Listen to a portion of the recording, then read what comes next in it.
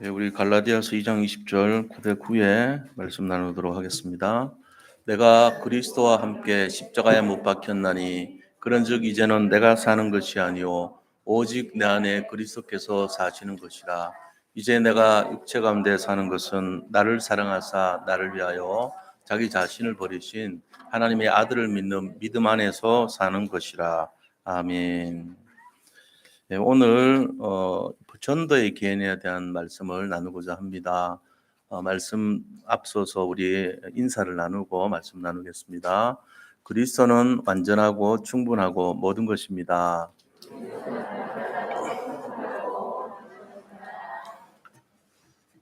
다시 한번 인사 더 합니다. 전도의 개인하로 복음 누리는 응답을 받읍시다.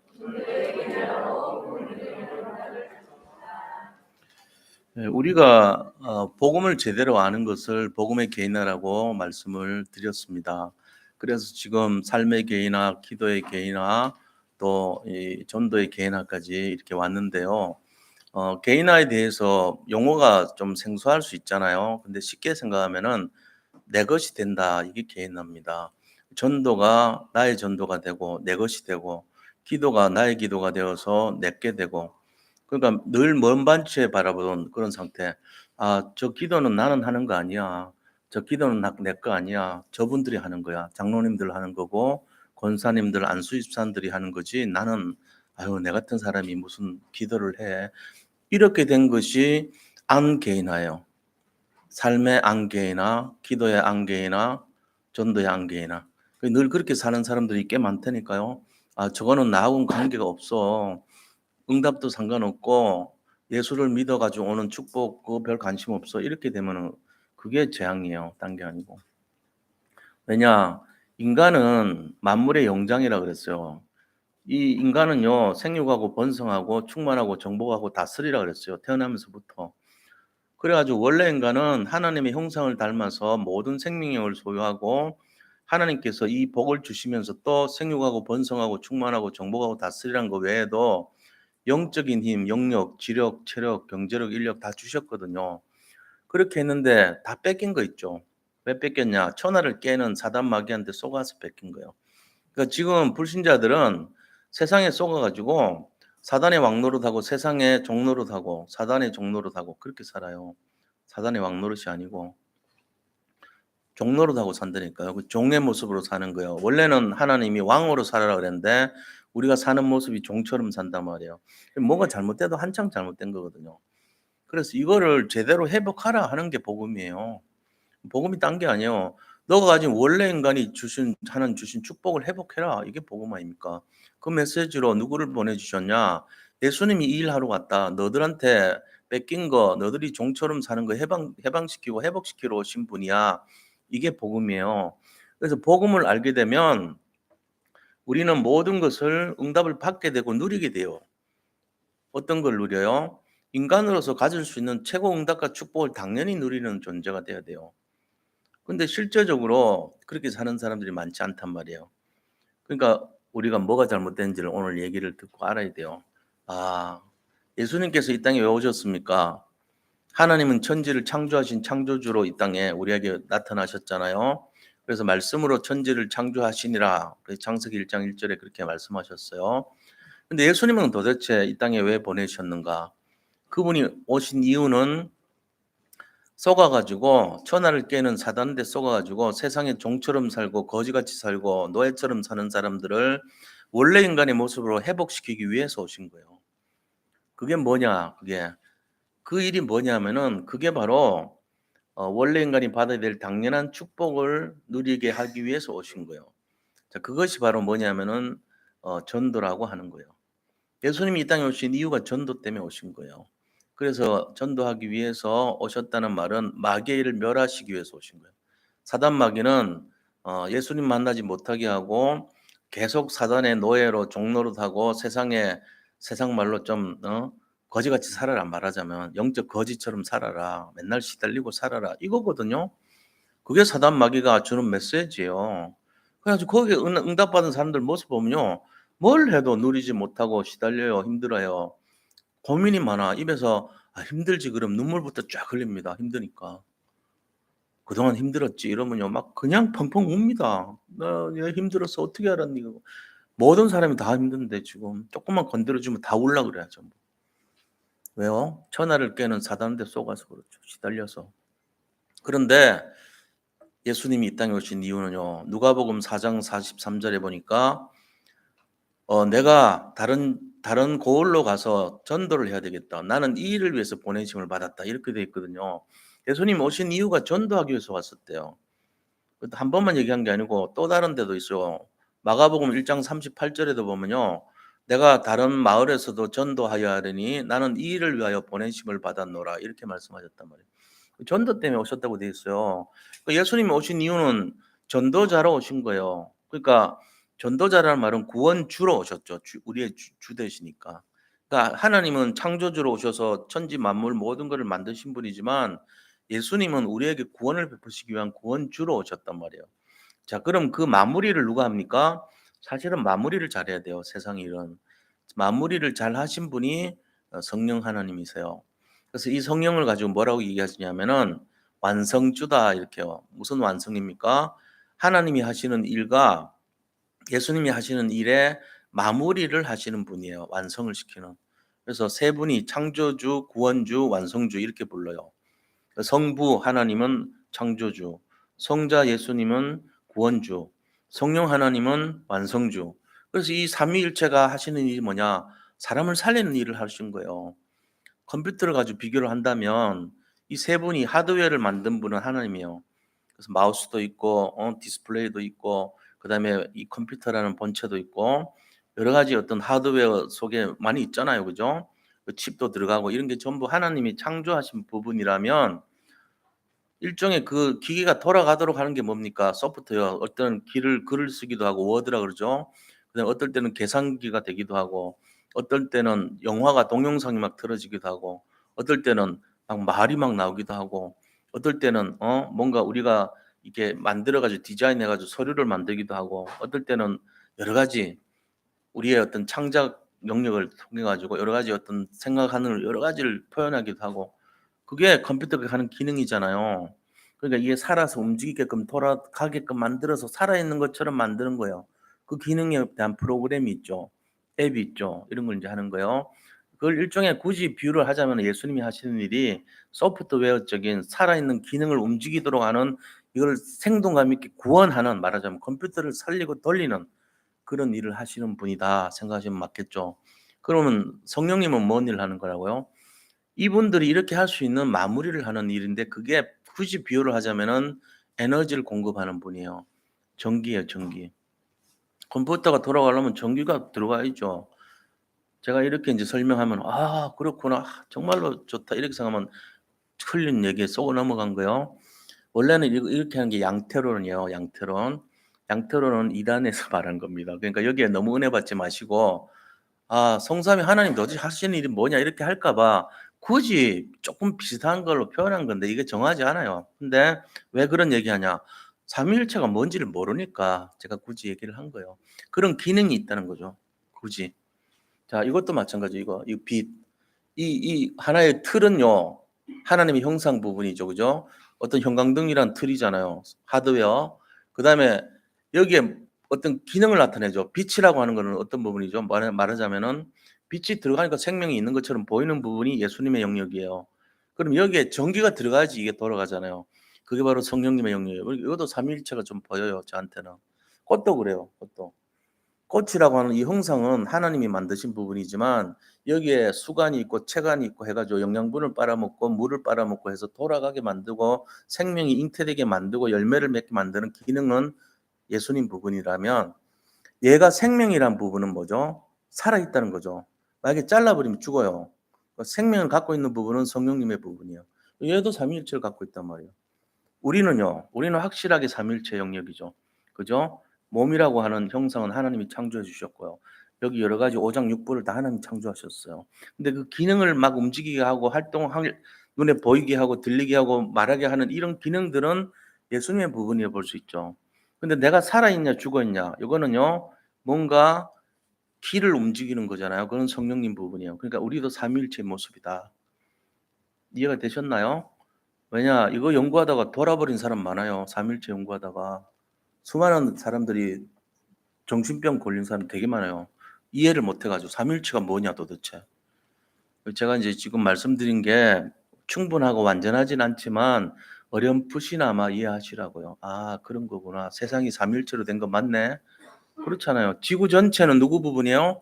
하나님 부분인데 썰물 밀물 주고 움직이게 만들고 자전 공전을 일으키고 뭔가 여기서 생명의 활동이 일어나고 꽃이 피고 눈이 오고 이런 거는 예수님의 영역이다. 근데 지구가 뭔지 모르지만 살아있는 에너지가 들어오고 나가는 부분은 성령 하나님께서 움직이고 계신다. 삼위일체예요, 지구도. 그래서 제가 지금까지 이해한 것이 그런 거란 말이에요. 모든 게 삼위일체 하나님의 영역이란 말이에요. 지금도 역사하고 있어요. 경제도 마찬가지고 사회 문화도 마찬가지고 전체가 이런 내용으로 움직이고 있다. 아 그러면 우리가 '그렇구나. 우리가 믿는 신앙과 관계없는 게 아니고 뭔가 관계 있구나. 내가 믿는 예수님하고 이 세상이 관계가 있구나.' 이걸 이해하시라고 제가 지금 비유를 들어 드린 거예요.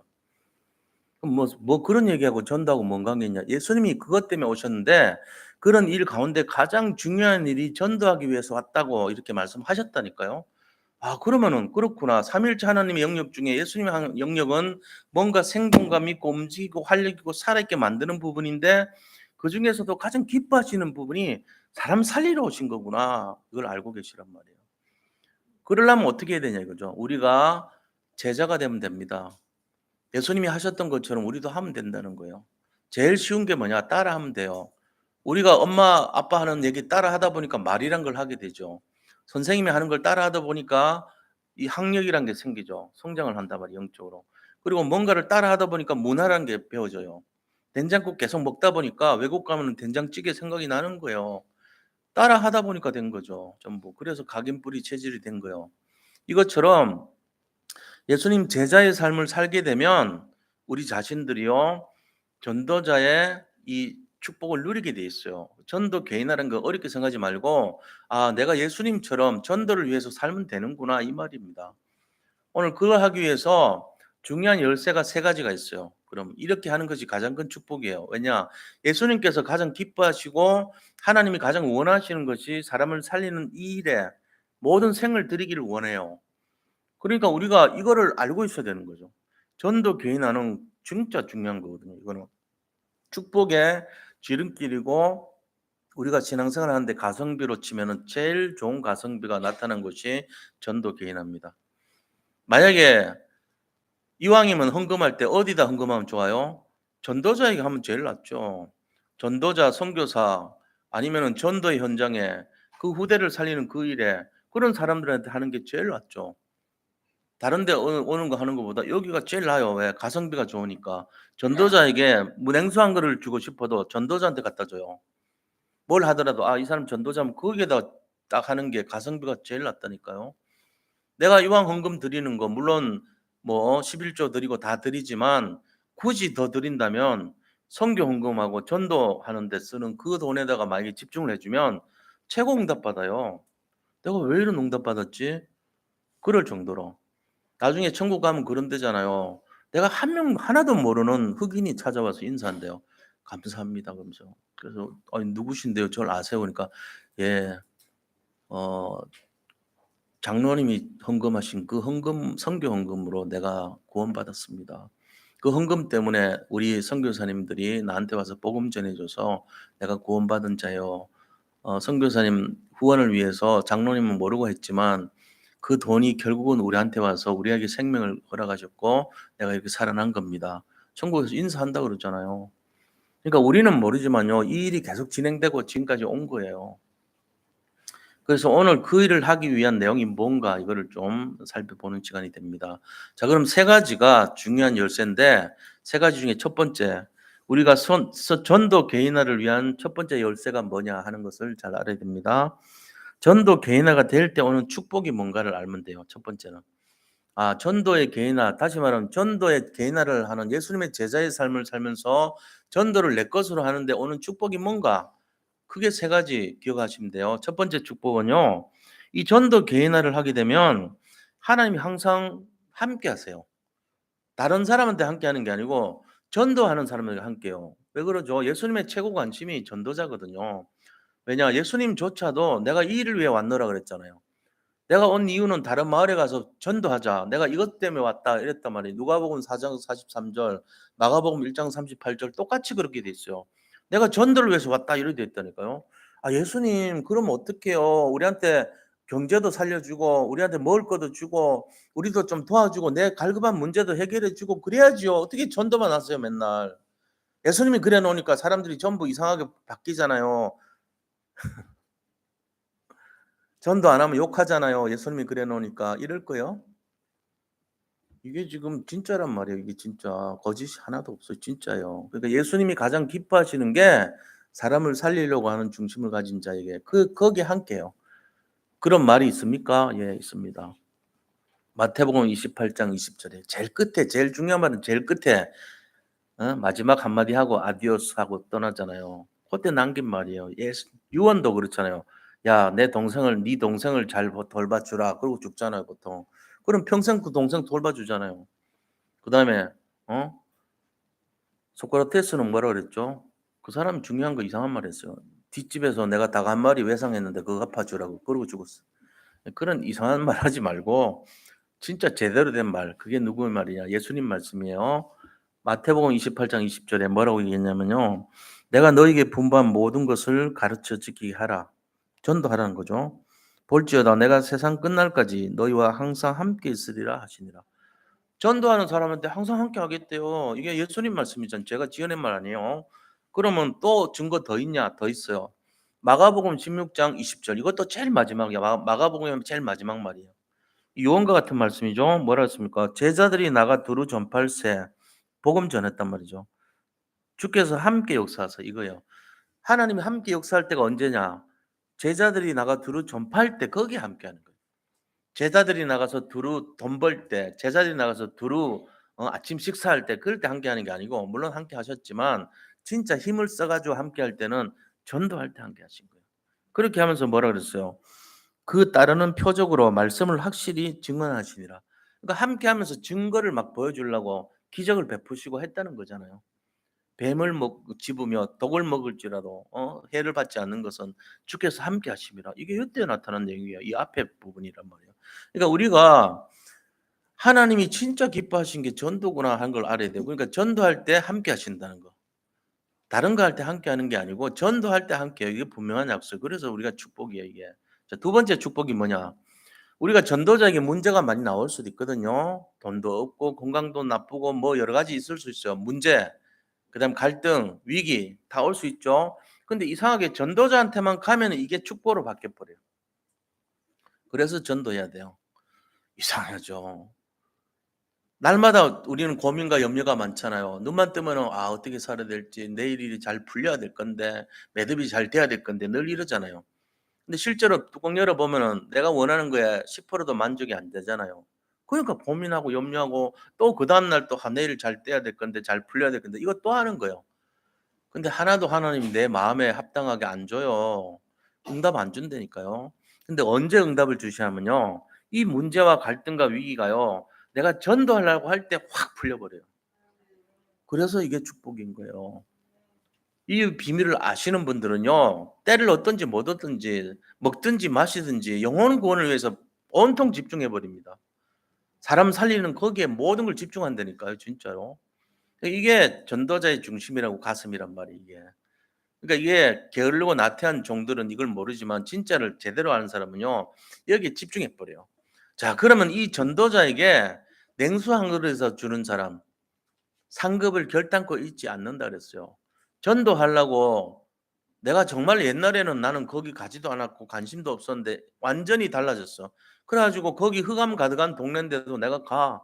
사람 살리려고 가요. 말이라도 건네요. 그런 사람 그 냉수 한 그릇이라도 전하는 주시는 드리는 자에게는 그 상급이 있어요. 결단코 잃지 아니하리라. 이걸 우리가 알아야 돼요. 제가 나눠 드린 유인물을 한번 같이 읽자고요. 마태복음 10장 40 절에서 42절 말씀입니다. 세 절을요. 사도행전 2장 36 절에서 47 다음에 바로 나와요. 함께 읽겠습니다. 너희를 영접하는 자는 나를 영접하는 것이요 나를 영접하는 자는 나를 보내신 이를 영접하는 것이니라. 선지자의 이름으로 선지자를 영접하는 자는 선지자의 상을 받을 것이요 의인의 이름으로 의인을 영접하는 자는 의인의 상을 받을 것이요 누구든지 제자의 이름으로 이 작은 자 중 하나에게 냉수 한 그릇이라도 주는 자는 내가 진실로 너에게 이르노니 그 사람이 결탄코 상을 잃지 아니하리라 하시니라. 아멘. 그렇습니다. 성경에 다 보면은 그대로 기록이 돼 있어요. 냉수 한 그릇이라도 전도자에게 주는 자에게는 그 상을 결단코 잃지 아니하리라. 하나님 잊지 않는대요. 그러니까 우리가 이런 내용을 알고 복음 전하는 사람들을 섬겨야 되는구나. 그래서 우리가 전도의 개인화가 된 사람들을 어떤 축복을 주시는가? 이 세 가지 축복 주세요. 첫 번째는 항상 함께 하신다. 그다음에 두 번째는 문제와 사건과 어려움과 위기가 축복으로 바뀐다. 세 번째는요. 세 번째는 전도자에게는 헌신하는 그 중심 마음을 조금만 들여도 그 상을 결코 잃지 않고 반드시 갚아줘요, 하나님이. 이게 축복이라니까요. 그래서 우리가 전도해야 되겠다.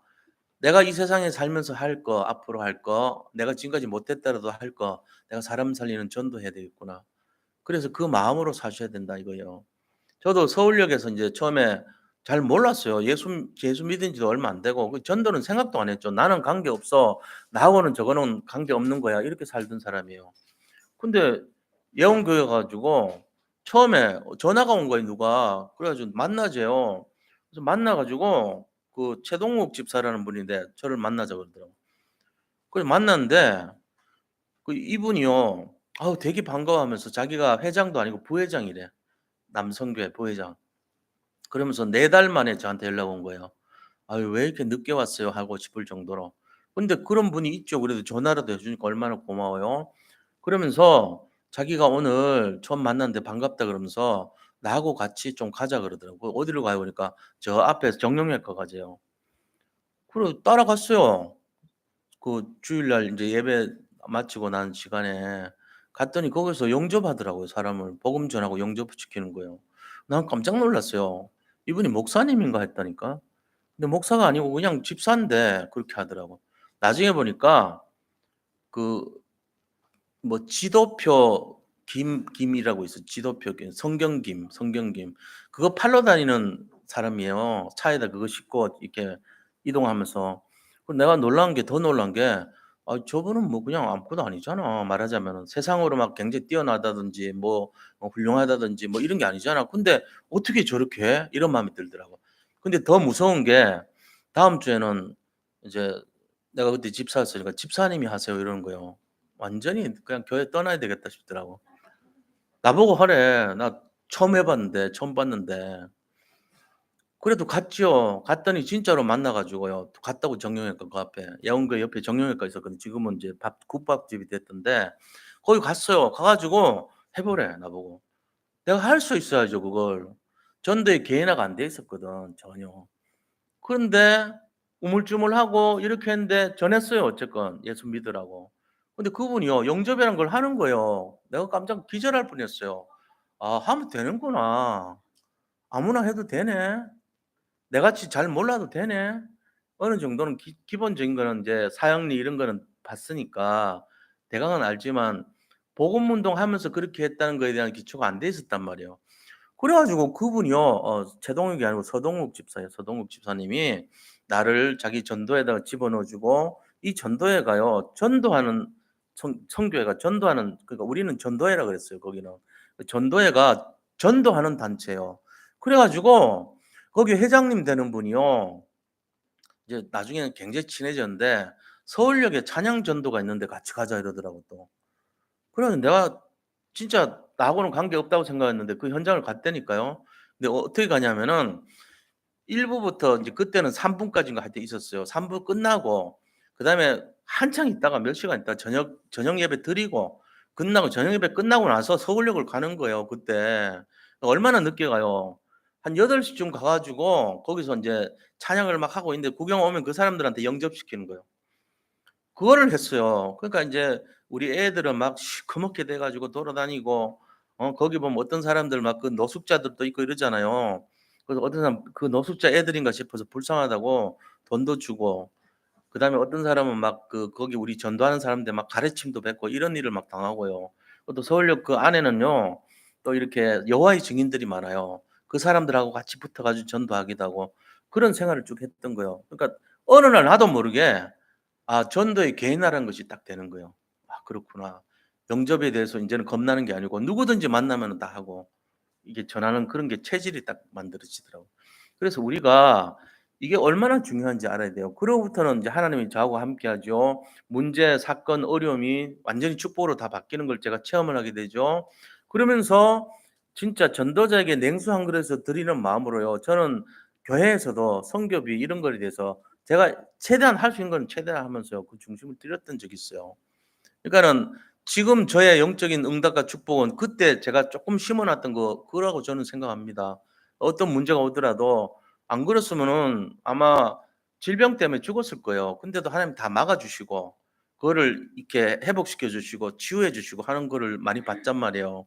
그러니까 어떤 것도 문제가 오더라도 제가 그냥 하는 말이 아니고요. 진실로 문제 올 때 "하나님 감사합니다. 저는 이 문제의 의미를 모르겠습니다. 그러나 저는 전도자입니다. 하나님께서 전도자인 저하고 함께 하시고 이것이 오히려 축복이 되게 하실 줄 믿습니다." 이런 마음 생겨요 저는. 세상 사람들은 그렇게 하지 않죠. 그 문제 해결하려고 막 고민하고 하잖아요. 우리는 그렇게 안 합니다. 어떤 문제가 오고 사건이 일어나도요. 오히려 거기에 대해서 하나님의 계획을 바라보고 감사를 드릴 수 있어요. 왜요? 전도가 개인화되면 그렇게 된다는 거예요.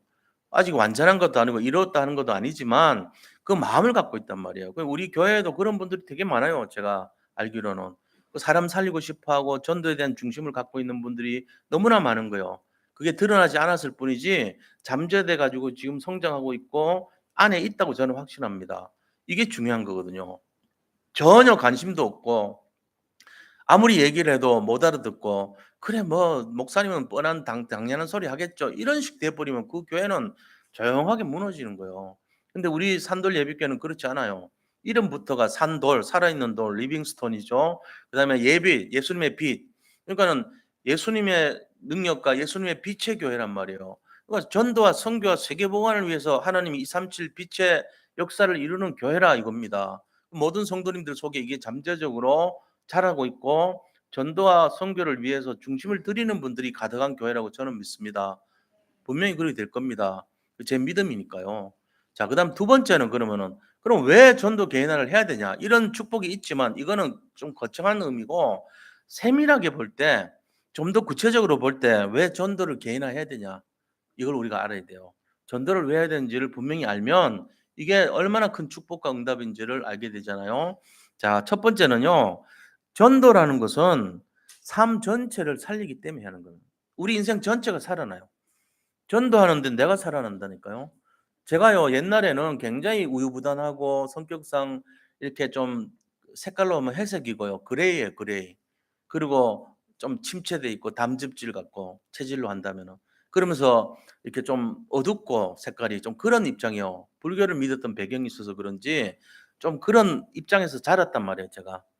그런데요. 이 전도를 하면서 서울역 찬양 전도하면서 거기 막 그 관리하는 그 공안 비슷한 사람들이 막 나와 가지고 "찬양하지 마라." 그러고 방해하고 그런데 우리가 막 싸우고 내려가서 대항하기도 하고 그다음에 거칠게 여호와의 증인과 막 격론도 벌이기도 하고 막 전도도 하고 한 사람 살리려고 그러면 완전 영적 전쟁터예요 거기는.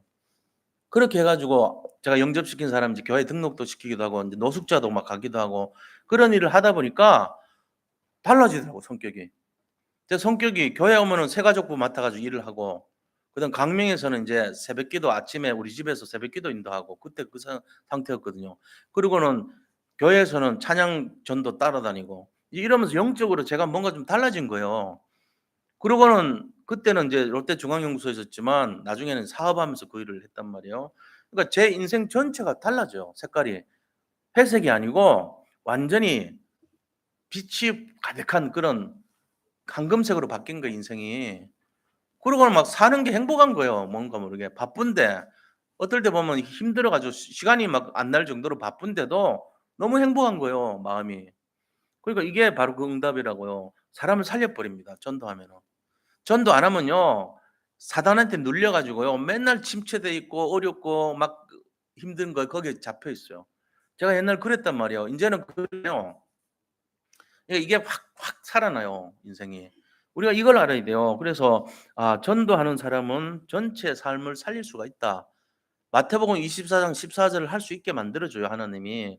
이 뭐라 그랬죠? 모든 민족에게 복음이 증거된 이후에 끝이 온다 그랬잖아요. 그러니까 사명이 생기는 거예요. 나도 이 일에 대열에 들어가서 온 세상에 복음이 전파될 때 그 대열에 나도 참석을 해야지.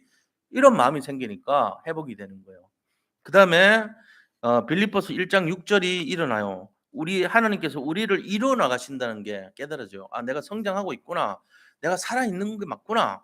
옛날에는요, 막 고민 염려에 잡혀 가지고 내 주로 고민이 뭐겠어요? 나는 몸이 안 좋은데, 내가 자꾸 힘든데, 조금만 움직이면 아픈데, 이런 거에 잡혀 있었다니까요. 근데 그게 해방돼 버린 거 있죠. 그래 가지고 진짜 거기에서 좀 달라졌어요, 제 모습이. 달라지고 우리 전도회 회장이 됐어요, 제가 나중에. 전도회 회장 되는데 처음에 막 한 서너 명 모였더라고. 근데 나중에 한 60명 돼 버렸어요. 너무너무 제가 막 깨 가지고 살아 있으니까 다 막 부흥돼 버리고 손대는 것마다 살아나는 거예요. 그래 가지고는요, 할 수 없이 두 개로 나눴어.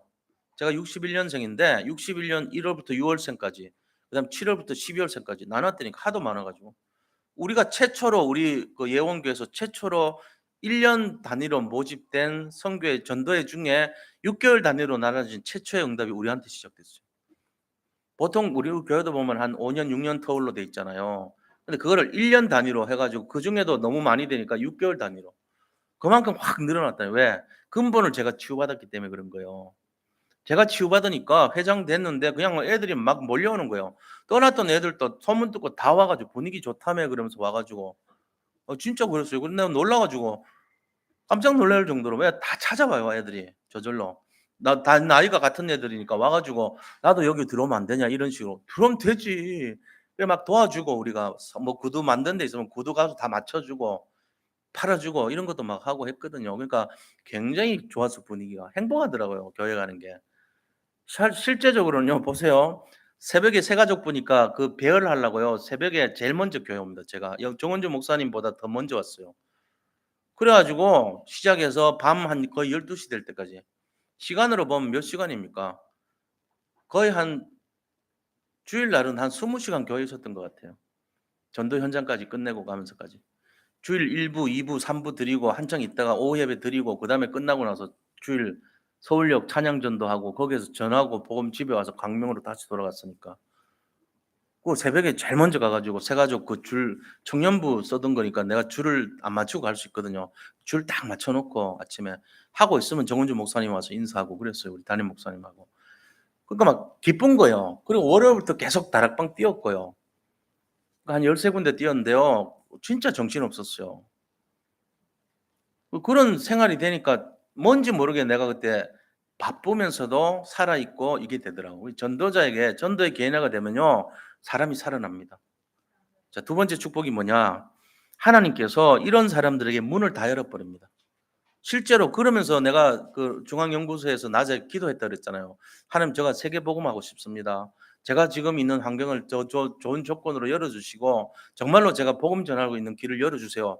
그리고 사업도 할 수 있는 길을 열어 주세요." 이랬더니 열어 줬잖아요. 그래 가지고 나갔더니 처음에는 자신은 사기꾼이었어요. 근데 결국은요, 하나님이 제 기도대로 응답을 그대로 주시는 거예요. 그래 가지고 IMF 때 그 사람들이 응답 받아 가지고 제가 그때 진짜 샤니 때문에 제가 굉장히 세상을 대박을 쳐 가지고요, 너무너무 거기서 자리매김을 했는데 나중에 IMF가 터지니까 나한테는 회사가 생기더라고요. 놀라운 일이 일어난 거예요, 계속. 기도한 대로 그대로 응답됐어요. 그러면서 결국은 그게 그 응답이 사업이 아니고 일로 온 거죠. 하나님 중간에 질병을 주니까 병원에 자꾸 가게 하고. 그러면서 제가 기도하면서 인도받은 거예요, 여기까지. 모든 문을 다 열어 주신다니까요. 자, 어떤 문입니까? 제가요, 개인화 되기 전에도 응답 주신 게 15 나라 하나님 문 열어 줬잖아요. 우리 성경에 보면, 그리고 3천 제자 일어났죠. 이거는 눈에 보이는 응답일 뿐입니다. 근데 그 이후 진짜 내가 개인화 됐을 때 오는 그 이후의 응답은 더 커요. 그게 뭡니까? 이게 숨어 있는 거예요. 정말로 목회자의 길을 가게 하고요. 제가 롯데 거기에 100 가지 아이템에 다 들어가는 응답을 받았다니까요. 몇 수십억이 한꺼번에 터져 가지고, 보통 물건 받을 때 무역하는 사람들은 알지만요, 배로 와요, 배로. 배로 와 가지고 싱가포르이 허브거든요. 싱가포르 왔다가 부산에도 가끔 올 때도 있고 안 올 때도 있어요, 부산이 작기 때문에. 그래 가지고 겨우 받아 가지고 우리가 컨테이너로 이렇게 저걸 하고 이러거든요. 근데요, 하도 막 물건이 딸리니까 비행기로 땡겼다니까요. 비행기로 땡기면 가격이 비교가 안 돼요. 예를 들어 한 500만 원 들 거면요, 한 4천만 원, 5천만 원 들어요. 근데도 그걸 땡겼다고 급해 가지고. 그럴 정도로 잘 됐다니까요. 놀라운 일이 일어난 거예요. 근데 그거는 내가 전도의 개인화가 안 됐을 때 일어난 응답이에요. 근데 개인화가 될 때 오는 응답이 뭐냐? 그 바로 숨어 있는 응답이 오는 거 있죠. 잠재돼 있고 내 미래에 대한 응답, 근본의 응답, 이게 막 열리기 시작하는 거예요. 이거를 어떻게 알겠어요? 설명할 수 없어요, 우리는. 네가 네 그 꼬라지로 사는 게 아니다. 이걸 보여주신다니까요. 요셉이요, 처음에는 보이지 않는 응답은 뭐였죠? 가정 총무되는 응답이었어요. 전도 개인 안 됐을 때 요셉은 가정 총무되는 정도의 응답으로 만족해야 됐지만, 진짜 응답은 언제부터죠? 총리 돼 가지고 완전히 전 세계 살리는 응답, 선교의 응답 받을 때가 진짜란 말이에요. 그거는 요셉도 가늠도 할 수 없는 숨어 있는 응답이었어요. 이런 일이 우리 인생에 펼쳐집니다. 안 그러면 내 수준, 내 분량대로 받는 응답 가지고요, 거기서 오늘은 일희일비하는 거, 오늘은 잘 됐다, 오늘은 안 됐다, 오늘은 어떡하지, 내일은 어떡하지, 요런 수준이에요. 근데 그게요, 확 열려버려. 전도의 기회나 축복, 문이 다 열린다. 세 번째는 어떤 응답이 오냐? 세 번째는 가장 정확한 보장된 미래가 열린다는 거예요. 보장된 미래 뭐죠? 사람 살리는 미래죠. RUTC 운동이 일어나고 후대들이 살아나고, 그다음에 나를 살리게 되고 현장을 살리게 되고 교회를 살리게 되고, nobody nothing인 것 같았는데 알고 보니까 everybody everything의 응답을 받게 된다는 거예요. 내가 아무것도 없는 것 같지만 모든 것을 가진 자의 축복을 누리게 된다는 것입니다. 이거 세상 사람들이 알겠어? 이거 모릅니다. 진짜 이걸 알면요, 까무라칠 거야 아마. 밤새더라도 달려 들어 가지고 "나도 전도 좀 가르쳐 주세요. 나도 전도 좀 하고 싶어요. 전도 개인화시켜 주세요." 그럴 거라고요. 그래서 제가 주보에 제일 마지막 페이지에 맛배기 하라고 3분 구원의 길을 딱 넣어 놨어요. 지난주는 요 안에 있는 기도하시라고 전했고, 기도 다 하면 12분 걸려요. 오늘은 요거 3분 구원의 길 15 분이면 딱 끝납니다. 하루 15 분만 투자하세요. 그래 가지고 내 걸로 만드는 연습을 하시라고요. 개인화 시켜야 될 거 아닙니까? 맨날 이렇게 인쇄만 박아 놓고 인쇄비 지출되고도 나하고 관계없어, 이러면 안 돼요. 한번 해 봐요, 마음으로. 그래서 다음 주가 새생명 초청 잔치입니다. 한번 시도해 보세요. 영접시키고 또 기도했던 사람 데리러 오시기도 하고, 또 나가서 말씀 전하기도 하고, 모르겠거든 앉혀 놓고 이거 읽어도 돼요, 읽어도. "잠깐만요. 중요한 거 3 분만 들어 주세요." 그러고는 "제 숙제입니다." 이러고는. "숙제니까 들어 주세요." 이러고는 딱 그 읽어 그대로. 그리고는 쪼끔 자신 있거든 설명해 주고. 그렇게 해 가지고 사람을 살리는 걸 해 보시란 말이에요. 자, 이게 전도해야 될 이유가 되는 거예요. 전도의 개인화 이유 세 가지죠. 첫 번째 뭐라고요? 첫 번째는 삶 전체가 살아난다. 두 번째는 모든 문을 다 열어 주신다. 그것도 내가 만나기 전에도 열지만 이 방향만 잡으면 예수님 만나서 이 전도 개인화된 이후에는 어마어마한 문이 열려 버려요. 세 번째는요. 뭐가 열려요? 세 번째는 모든 것이 미래가 보인다. 보장된 미래가 보인다는 거예요. 우리 인생이 이렇게 돼야 될 거 아닙니까? 우리가 사는 게 지금 하고 있는 그것만으로 만족하지 않는단 말이에요. 그걸 뛰어넘는 이 전도의 개인화가 진짜 우리의 축복이 돼야 돼요. 자, 그러면 이런 증거가 성경에 곳곳마다 나와 있거든요. 오늘 우리가 읽었던 본문도 마찬가지고요. 이 응답과 증거가 다 현장에서 나타나고 있는 거예요. 그렇다면은 그 증거를 한번 살펴볼 필요가 있잖아요. 그래서 이 응답을 받는 근본적인 열쇠가 뭐냐, 이거 알고 있어야 돼요. 우리가 이런 응답을 받는 근본 열쇠가 세 가지가 있어요. 뭐라고요? 예수님, 하나님, 성령님. 요 세 가지가 나한테 근본 해결 키예요. 이 세 가지가 역사하지 않으면 우리는 소용없어요.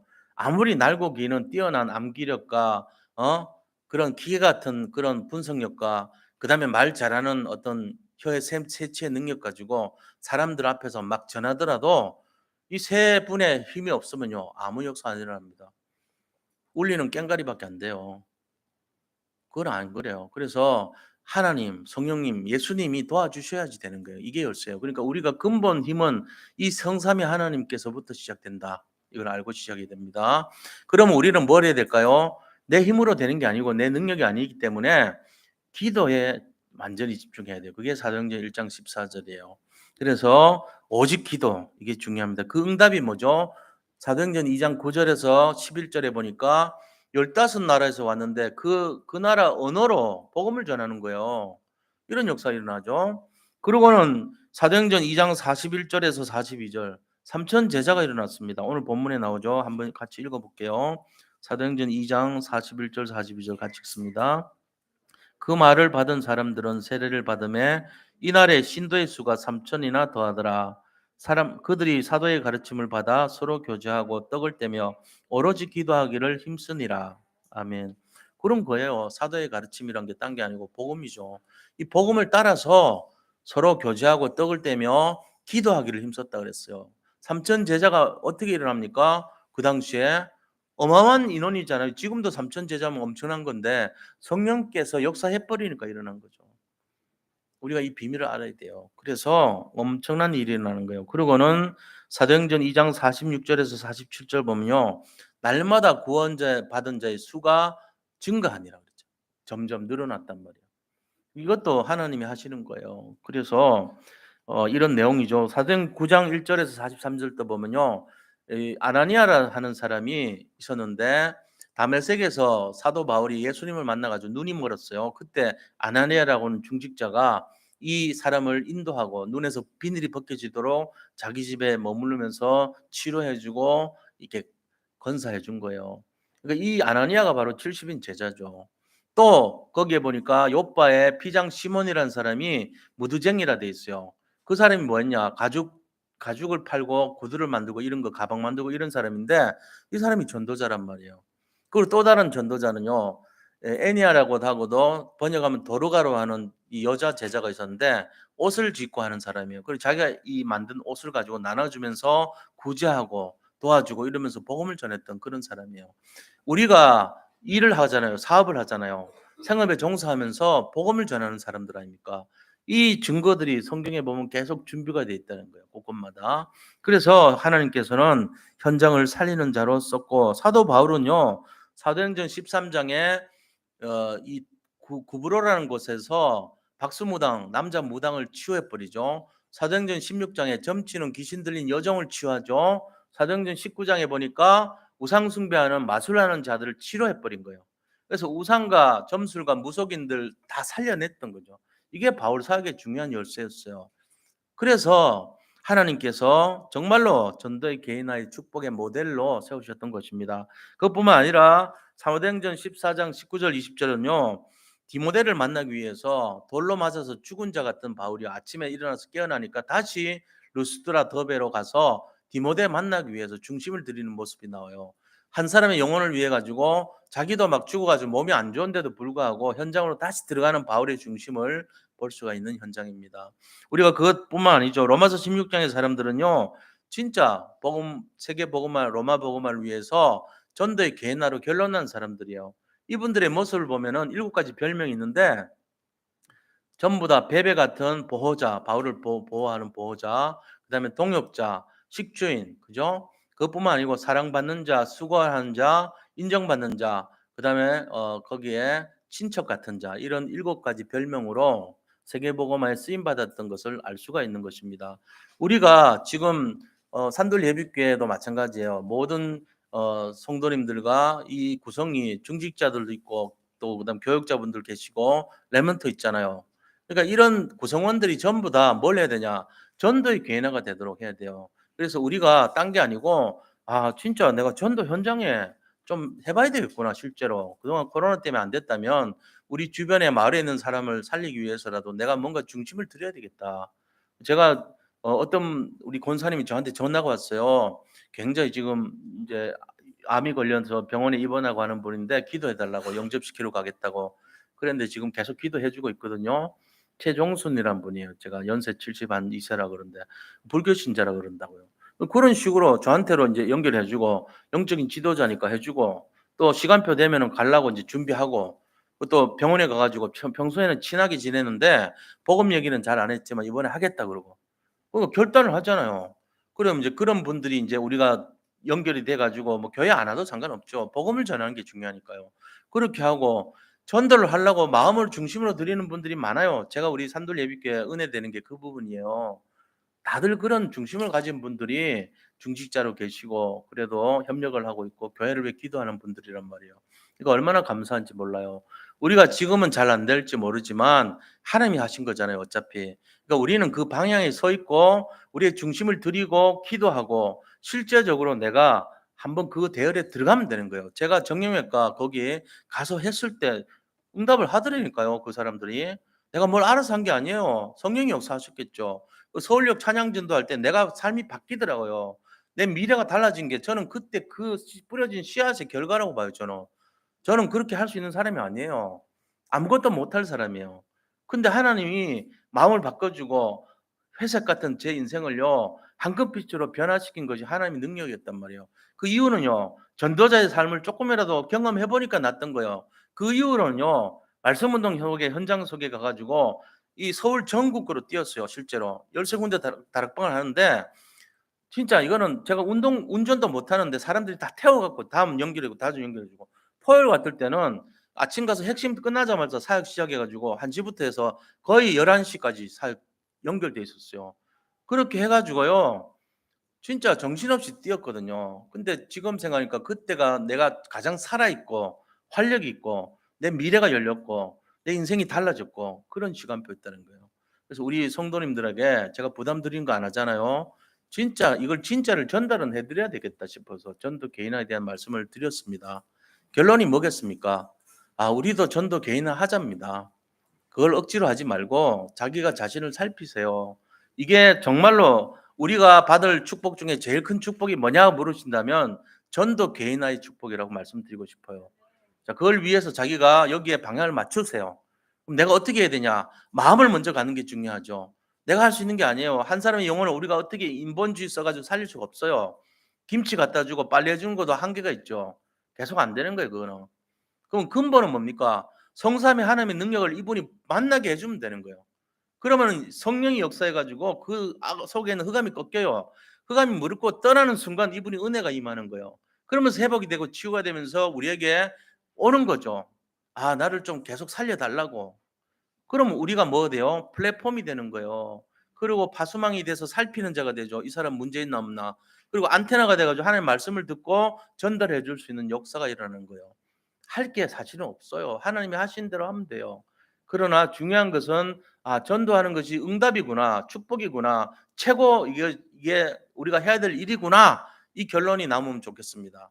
승리하시기를 축원드립니다. 이게 다예요. 산업하시는 분들은요, 진짜 여기에 생명 걸고 전도하셔야 됩니다. 선교하셔야 됩니다. 진짜입니다. 저는 사업할 때 이 비밀을 알았어요. 지금 선교사 파송하는 비례하고 똑같아요. GDP 있잖아요. 그 나라의 GDP하고 선교 숫자하고 항상 일치해요. 미국에 지금 줄어들죠. 미국이 경제가 왜 그런지 아세요? 선교사가 줄어들고 있어요. 우리나라가 선교 나가니까요. 우리나라 GDP 계속 올라가고 있었거든요. 지금 줄어들 때는 줄어들어요. 이게 똑같아요, 비율이. 그럼 어떻게 되죠? 아, 내 산업이 응답받고 내가 경제가 회복되려면은 선교와 전도에 집중을 해야 되겠다. 올인해야 되겠구나. 내가 못하면은 하는 사람 도와주든지 냉수 한 그릇이라도 드리든지 같이 기도하든지 뭔가 있어야 돼, 결론이. 제가 오늘 이만큼 얘기했으면 다 알아듣고 도전하시기를 축복합니다. 실제로 진짜입니다. 이게 진짜란 말이에요, 이게. 이게 복음의 내용이에요. 그러니까 우리가 여기에다가 한번 투자를 하시고 마음을 들이시고 중심을 들이시고 정말로 여기 생을 거시는 그런 인생들이 되시기를 축원드립니다. 자, 그러면은 우리가 함께 기도해요. 이런 인생이 되고 이게 내 삶이 될 수 있도록 지금 짧게라도 기도하고 우리 인도를 받겠습니다. 함께 기도합니다. 하나님 감사합니다. 우리가 전도가 실제적으로 우리 인생의 개인화되어서 예수님이 이 땅에 오신 이유가 나의 이유가 되게 하시고 정말로 우리가 무엇을 잘 알지 못하더라도 사람을 살리기 위한 마음으로 예수님께서 가장 원하시고 기뻐하시는 그 내용으로 한 사람을 천하보다 귀하게 여기는 심정으로 이 일에 중심을 드리기를 원합니다. 그래서 하나님이 주시는 이 축복과 정말 이유를 알게 하시고 또한 아버지 실제적인 현장의 사역에 대한 내용들을 발견하고 체험하고 누리는 삶이 되게 하여 주시옵소서. 전도의 개인화가 모든 것인 것을 깨닫고 여기에 집중하고 도전하여서 영적인 플랫폼, 영적인 파수망대, 영적 안테나의 축복을 누리고 영적인 파수꾼과 영적 의사와 영적 삼중직의 대사의 축복을 마음껏 누리도록 역사하여 주시옵소서. 살아계신 예수 그리스도 이름으로 기도드립니다. 아멘.